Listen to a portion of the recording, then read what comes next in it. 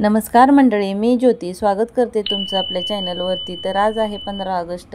15 ऑगस्टच्या सर्वांना खूप खूप शुभेच्छा। इथं सकाळची तयारी चालू झालेली आहे, चहा झालेला आहे, परीचा आवरायला घेतलेला आहे।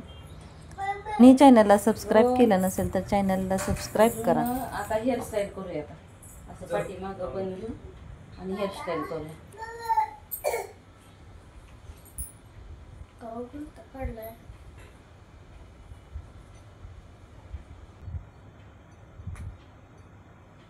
बंद देते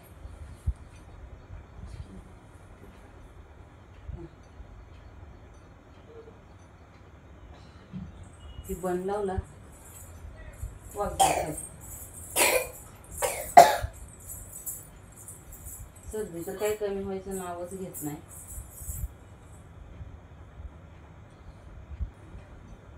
आदेश ती बुद्धी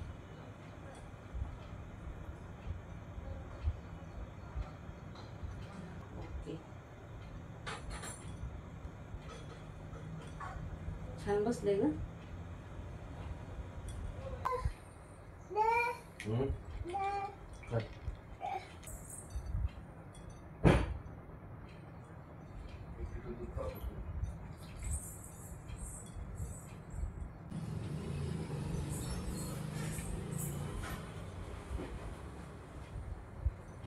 लय सुंदर आली हेअरस्टाईल।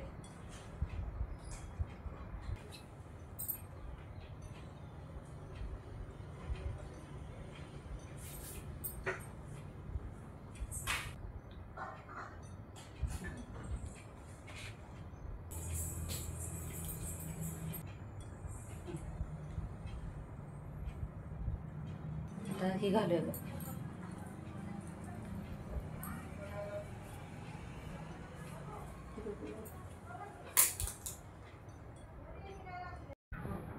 तिचं आवरून झालेलं आहे। बाहेर आलं का तिचा असं डान्स करायला चालू झालेला आहे। कोणत्या स्टेप आठवतात का नाही, मी विसरली का काय, जाईपर्यंत ती कन्फ्यूजमध्ये। खूप छान दिसत होती डान्स करताना। आता ही बाबांसोबत तिच्या स्कूलमध्ये जाईल, तिचे बाबा तिला सोडतील। नंतर मी आणि आदेश जाणार आहे स्कूलमध्ये, मलाही आवरायचं आहे। बाय बघू आहा बघू। मी इथं माझंही आवरून झालेलं आहे। आदेशचे बाबा आदेश दुसऱ्या गाडीवर येणार आहेत आणि मी स्कूटी घेतलेली आहे। येताना परीला पण स्कूलमधून घेऊन यायचं आहे, त्यामुळे आदेश त्याचे बाबा दुसऱ्या गाडीवर आहेत। त्याला स्कूटीवर अजून व्यवस्थित उभा राहता येत नाही धरून, आणि रस्त्याची कामे पण चालू आहेत, पाऊस चिखल आहे, त्यामुळे ते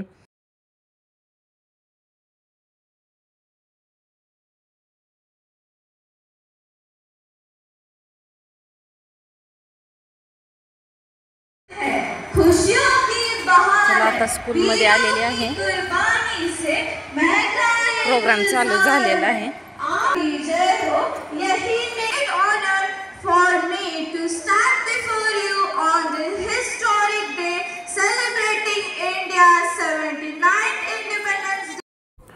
इथं मुलांचे भाषण चालू होते, तर एवढी लहान लहान मुले पण खूप छान असे सुंदर भाषण करत होते। खरंच त्यांचं कौतुक वाटत होतं ते सर्व ऐकून। मुलांची स्पीच झाल्यानंतर इथं जे गेस्ट आहेत त्यांचे नंतर स्पीच होणार आहेत, आणि इथं साईडला पॅरेंट्सना बसण्याची सोय केलेली आहे। मुलांचे भाषण झाले होते, आता प्रमुख पाहुणे आहेत त्यांचे भाषण होणार होतं। तर त्यातील एका म्हणजे जे गेस्ट होते त्यांनी एवढं सुंदर भाषण केलेलं होतं की तुम्ही शेवटपर्यंत गोष्टीच्या माध्यमातूनच मुलांना म्हणजे स्पीच दिलेलं असं चालू असतं। पण शेठजी म्हणतात रोज प्रत्येक जण काही ना काहीतरी मागतो, मीही काहीतरी मागणार आहे। सगळेजण मंदिरात जातात, मंदिरात सगळेजण जातात नक्की? हे फक्त मी चेक करते तुम्ही सगळं ऐकताय का, मी बोलतेय ते ऐकताय ना? मग शेठजी एक दिवशी काय म्हणतात की मी पण आज काहीतरी सोडणार आहे। मग ते काय सोडतात? ते देवाकडे प्रार्थना करतात की देवा आजपासून मी कोणालाही फुकटचा 1 रुपया देणार नाही, म्हणजेच दान करणं सोडणार आहे।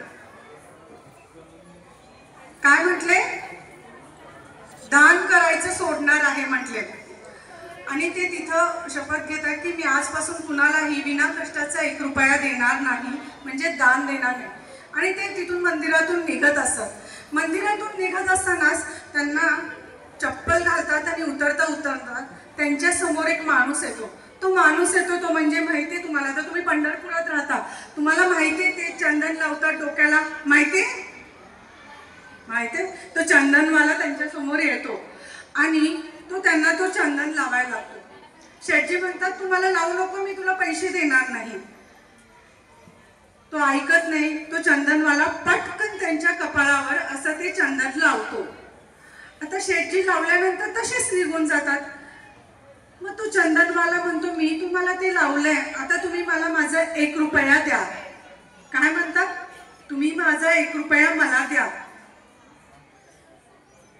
तो चंदनवाला म्हणतो मी आत्ताच तर मंदिरामध्ये प्रार्थना केली की मी दान देणार नाही, मग मी 1 रुपया तुला काय देणार नाही. चंदनवाला त्याचा पिछा सोडत नाही. तसंच त्यांच्या मागोमाग येतो, माझा 1 रुपया द्या. शेठजी म्हणतात मी देणार नाही. असं करून तो त्यांच्या घरापर्यंत त्यांच्या सोबत जातो.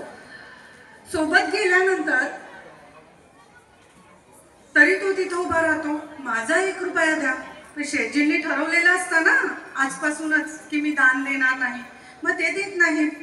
ते घरामध्ये जातात. चंदनवाला वाट पाहतो घराबाहेर, त्यांची खूप वेळ वाट पाहतो, ते काय बाहेर येत नाही. तो निघून जातो. दुसऱ्या दिवशी शेठजी मंदिरात जातात. परत तो चंदनवाला येतो आणि म्हणतो माझा कालचा 1 रुपया द्या. शेठजी म्हणतात मी देणार नाही. असं त्यांचं रोज तिसऱ्या दिवशी जातात. तिसऱ्या दिवशी पण चंदनवाला येतो, माझा 1 रुपया द्या म्हणतात. शेठजी काही देत नाहीत. असं करत 8 दिवस तो चंदनवाला त्यांच्या बरोबर मागं फिरत असतो आणि शेठजी त्याला 1 रुपया देत नाही.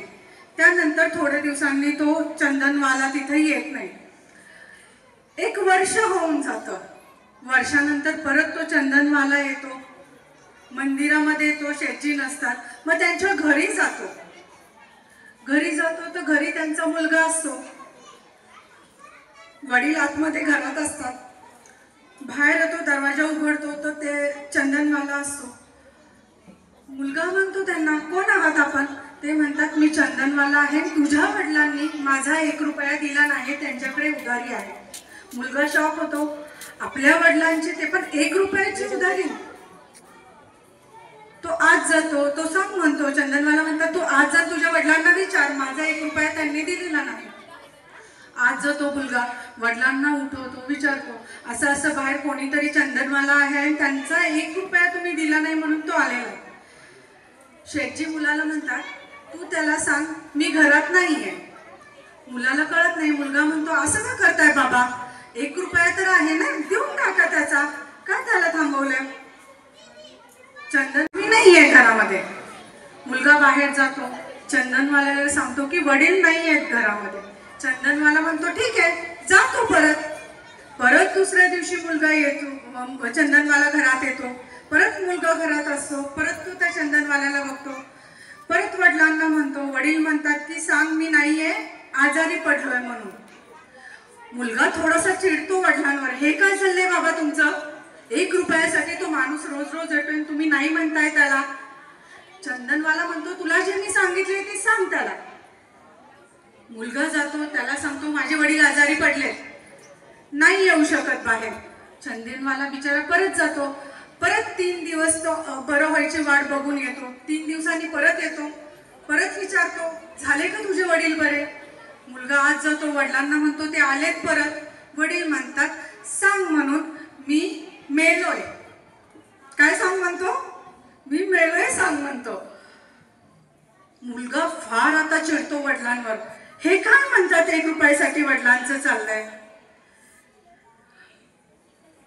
पण वडील म्हणतात मी सांगतोय ते कर. मुलगा बाहेर जातो, चंदनवाल्याला सांगतो असं असं माझे वडील गेलेत म्हणून.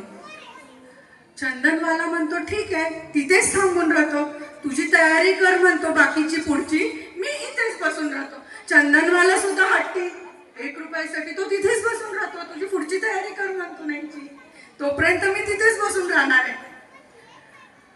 मुलगाला काही कळत नाही. मुलगा त्या चंदनवाल्याचं उत्तर ऐकून जरासं घाबरतो. आता काय सांगायचं वडिलांना आणि आता काय करायचं. आज येतो वडिलांना सांगतो, तो म्हटलाय मी थांबतो इथंच, तुझी पुढची तयारी कर. आणि वडिलांना सगळं घडलेलं सांगतो. वडील म्हणतात ठीक आहे, तू कर तयारी, तू तयारी कर सगळी न्यायची. वडील म्हणतात, वडील सुद्धा हट्टी ना, त्यांनी पण घेतलेला असतो की मी काय दान देणार नाही. मग आता काय करणार.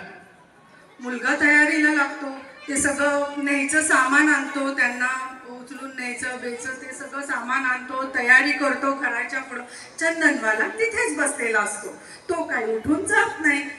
आता तो मुलगा घाबरतो. मात्र मुलगा हातून म्हणतो, बाबा तयारी मी सगळी केली, आता काय करायचं. आणि तो चंदनवाला काही गेलेला नाही, तो इथेच थांबलेला आहे. वडील म्हणतात ठीक आहे, तू ठेव मला त्याच्यावर. मुलगा म्हणतो, हे काय म्हणताय बाबा तुम्ही, आता हे खूप होत चाललंय. म्हणतो, हे खूप होत चाललंय, त्याला 1 रुपया त्याचा देऊन टाका ना तुम्ही. वडील म्हणतात, मी सांगतोय ते तू ऐक आणि तेच कर. ठीक आहे म्हणतात. बाबांना त्याच्यावर ठेवतात न्यायच्या गादीवर. चंदनवाला तिथेच थांबतो. रामनाम म्हणत स्मशानभूमीपर्यंत नेलं जातं वडिलांना. तो चंदनवाला सुद्धा मागे जातो.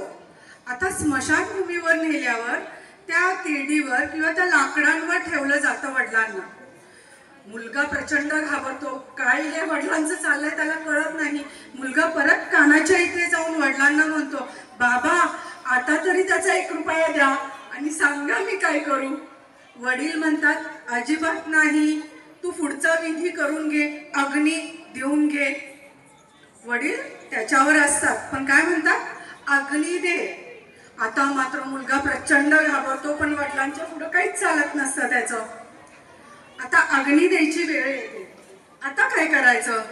चंदनवाला तर तिथंच उभा आहे, तो जात नाही कुठेही. मुलांनी अग्नी द्यायला चालू, ते माठाची सगळी विधी करतात, तोही वडील उठत नाही. परत एकदा मुलगा कानापाशी जातो, बाबा नक्की काय करू.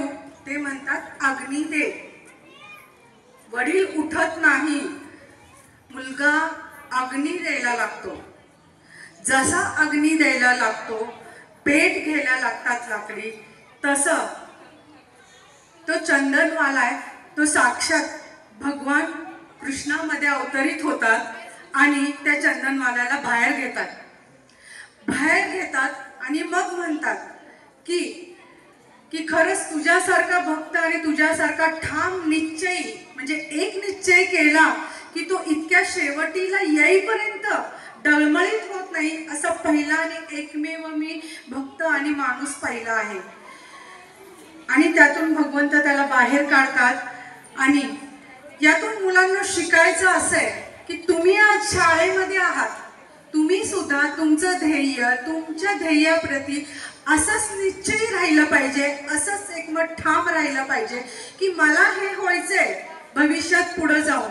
इतकं ठाम राहिलं पाहिजे की तुमच्या पुढे कुठल्याही अडचणी येऊ, काही येऊ, की डळमळीत न होता कायम आपलं ध्येय, आपला उद्देश, आपलं मोटिवेशन हे त्याच्यावर लक्ष केंद्रित करून तेच मला पूर्ण करायचे, हे या शेठजींकडनं आपण शिकायला हवं. आणि त्याचंच तुमचं लक्ष तुम्ही ठेवून नक्कीच हे लक्ष्याची पूर्तता करायची. यातून आपल्याला शिकायला मिळतं की त्याला इतक्या गोष्टी येतात, अगदी शेवटचं टोक येतं तरी तो त्याचा निश्चय अजिबात सोडत नाही. आणि मुलांना तुम्हीही, मला हेच वाटतं, तुम्ही छोटी छोटी आणि उद्याचं देशाचं भविष्य आहात.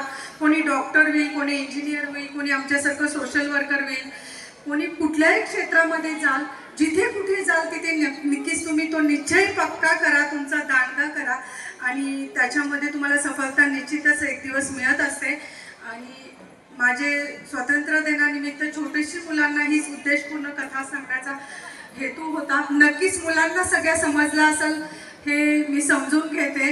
आणि माझे थोडा वेळ जास्ती घेतला, पण माझं भाषण संपवते. आणि व्यासपीठावर उपस्थित सर्वजणांनी मला इथं बोलण्याची संधी दिली, याबद्दल मी त्यांचे खरंच आभार मानते. Thank you so much for inviting me as a wonderful speech. इथं मुलं सायकल चालवत आहेत. एक मुलगा पाठीमागे झेंड्याला सलामी करतोय, उभा राहिलेला तुम्हाला दिसतच असेल. एका लाईनमध्ये सर्वजण सायकल चालवत होते, हे पाहून खूप छान वाटत होतं. इथं सॉन्ग पण ठेवता आलं असतं, पण नाही, काही पॉलिसी आहेत त्यामुळे सॉन्ग नाही ठेवलेलं इथं मी.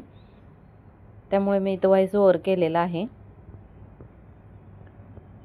15 ऑगस्टचं ते वातावरण स्कूलमधलं एवढं छान झालेलं होतं आणि त्यात हे मुलांची सायकल राईड पाहून, किती लहान लहान मुलं आहेत बघा तुम्ही. खूप छान सुंदर असं त्यांनी सायकल राईड कंप्लीट झाल्यानंतर तिथे शिक्षकांनी त्यांचे फोटो वगैरे काढले आणि त्यांनी झेंड्याला सलामी करून आपापल्या जागेवरती गेले. खूप छान वाटत होतं हे दृश्य बघताना. हळूहळू नंतर खूप गर्दी झालेली होती इथं आणि माझ्यापासून स्टेज खूप लांब अंतरावर होता, त्यामुळे असं थोडं तुम्हाला बारीक दिसत असेल. खूप मुलांची तयारी छान झालेली होती इथं तुम्ही पाहू शकता. मराठी में नमस्कार हो या मल्याळम में नमस्कारम, तमिल में वणक्कम हो या गुजराती में केम छो, एक ही शब्द पर अलग अलग भाषाएं, ये है हमारे भारत की विशेषता। इसी विशेषता को दर्शाने वाले हैं हमारे विद्यालय के छात्र, जो लेकर आएंगे एक सुंदर नाट्य जो दर्शाएगा यूनिटी इन डायवर्सिटी। या मुलीने अँकरिंग केलेलं आहे. यावरूनच तुम्हाला आता पुढील काय सॉन्ग आहे याचा तुम्हाला अंदाज आलेलाच असेल. तर राज्य बदललं की भाषा बदलते, वेशभूषा बदलते. तर त्यानुसारच इथं हे लहान लहान चिमुकले आहेत, त्यांनी जी वेशभूषा आहे खूप त्यांनी छान सादर केलेलं आहे. तुम्ही पाहू शकता, एकदम छान गोड एवढे दिसत होती का नाही मुलं.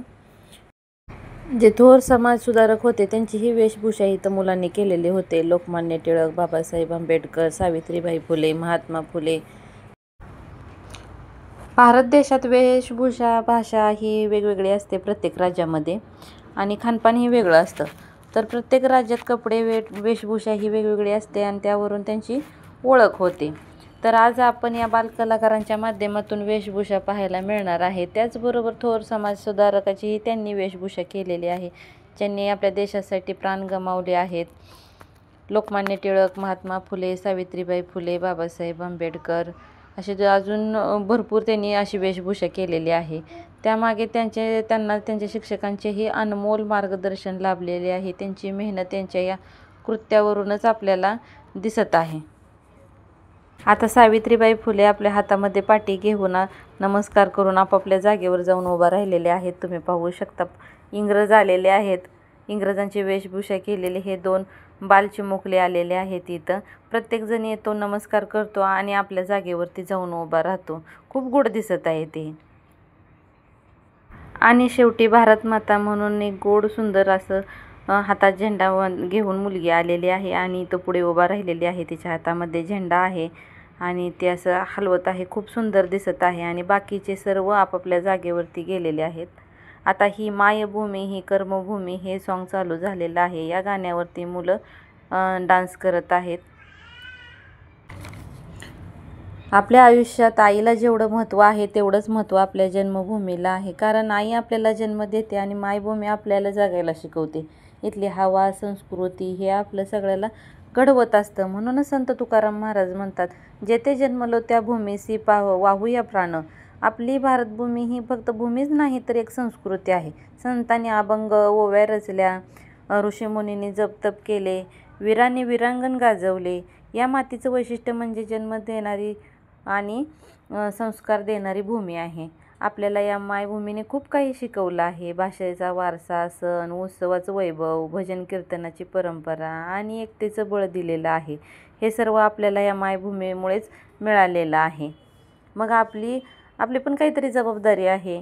मायभूमीचं गुणगानच करत बसायचं नाही, तर तिची स्वच्छता पण ठेवायची, पर्यावरण जोपासना करायची, झाडे लावायची, वृक्षतोड करायची नाही. आता परीचा परफॉर्मन्स चालू आहे. तिला हे डान्स करताना पाहून अगदी डोळ्यात पाणीच येत होतं आणि खूप छान दिसत होती ती असं परफॉर्मन्स करताना. तिनं केरळ राज्याचा हा जी वेशभूषा आहे ती परिधान केलेली आहे. खूप छान डान्स करत आहे. ही संस्कृती आपली जी आहे ती नवीन पिढीला पुढं सांगणं हे आपलं कर्तव्य आहे.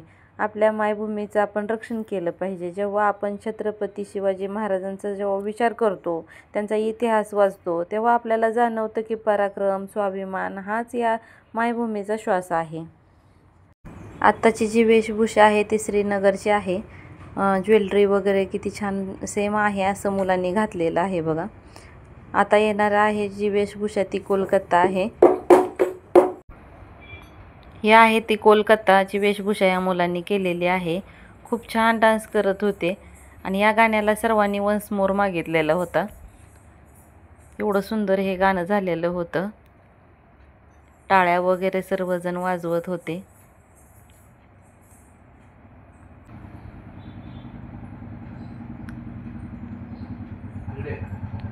हे गुजरात राज्याचं वेशभूषा होती. दांडिया वगैरे हे मुलं इथं खेळत आहेत, तुम्हाला दिसत आहेत ते.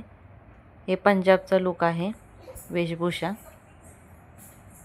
ते पंजाबचं एक सॉन्ग लावलेलं होतं, त्याच्यावरती हे मुलं त्यांचा परफॉर्मन्स करत होते.